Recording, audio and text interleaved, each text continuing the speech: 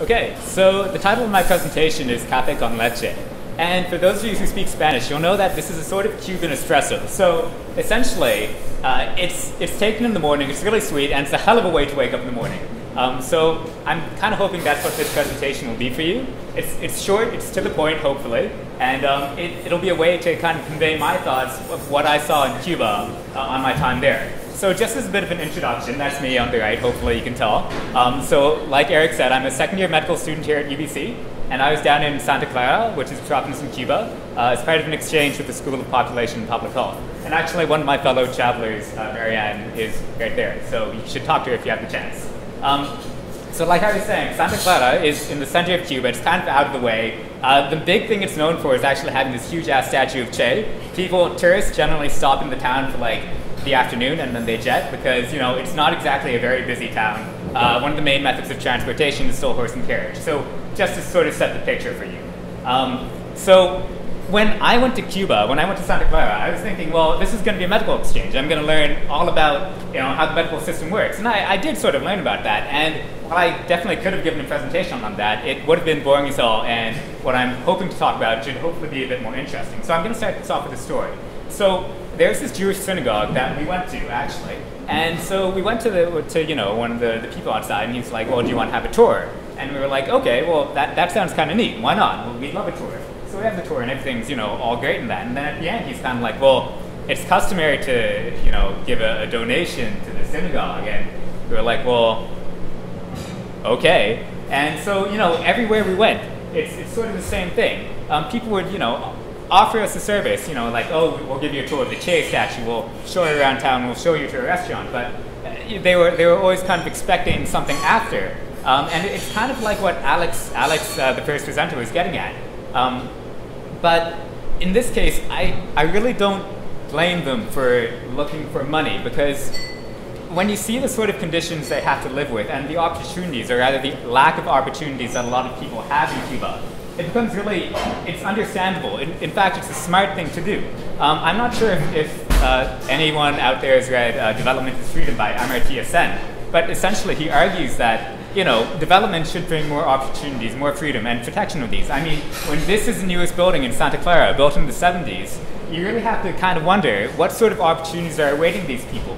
And it's, you know, unlike maybe in India, like Alex was saying, people in Cuba have seen the outside world. Globalization is progressing at an unprecedented rate. I mean, this is a picture of a Chinese restaurant in like in Santa Clara, which is, you know, kind of weird to see. But people are, they know what's out there. They've seen the world. I mean, there are students who have traveled abroad. They have, you know, limited access to internet, but they can still see what they're missing, the opportunities that they don't have in Cuba versus the opportunities that, you know, that might exist in other places. And this is really prominent among, you know, young students like this girl we met, or amongst other professionals or, you know, professors. So things in Cuba are changing. And don't get me wrong, I am not, and like, I do not have any sort of unrestrained love for capitalism, but compared to the current system that is going on in Cuba right now, capitalism certainly presents a lot more opportunities and ways for people to advance themselves with their own initiative than what's currently going on. So capitalism, like, it's good because, in a sense, I mean, like I said, don't get me wrong, don't love capitalism, but it gives people the opportunity to get themselves forward instead of relying on, you know, a government or on international aid. And so this should really kind of reinforce my ideas of, you know, development, international development should really be used to provide and create opportunities for people living in underdeveloped countries. And, you know, people are really starting to see that. And they're getting tired of the government telling them all sorts of things. I mean, we saw actually Che's birthday celebration. It's kind of funny. So the state has kind of replaced religion in Cuba. This is a church on Sunday. You can see it's pretty much empty.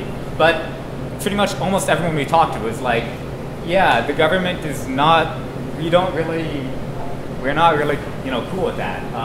We want to see more things. We want to see more opportunities. We want to, you know, have more of a chance. And so this picture, I thought it was, you know, it's kind of weird because there's a Chinatown in Havana, and it's kind of out of place.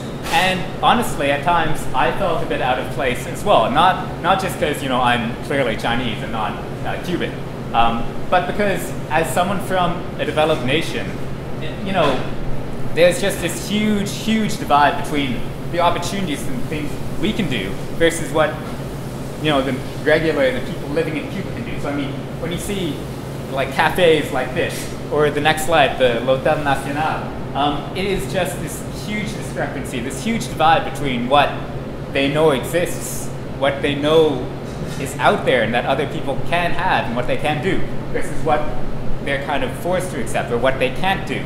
So really, you know, during this trip, sure, I learned a hell of a lot about the medical system there, but what I found was far more valuable was a chance to reflect, you know, on my ideas on international development and on my idea. You know, I'm not gonna lie, I did feel kind of guilty going down there and being, you know, knowing that I had the opportunity to actually, you know, travel from country to country and place to place, whereas a lot of these people did not.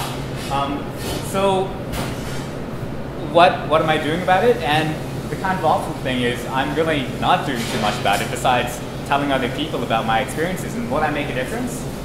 Maybe, maybe not. But for now, it's kind of the only thing that I've thought of, you know, being able to do. So I'm gonna end it on that note. I mean, sorry it's a bit morally ambiguous, but Cuba in many ways is a very interesting place to see because the opportunities that people have there really don't match up to what we have here. And so if you have the chance, maybe go see it, maybe not, but that's my presentation. So.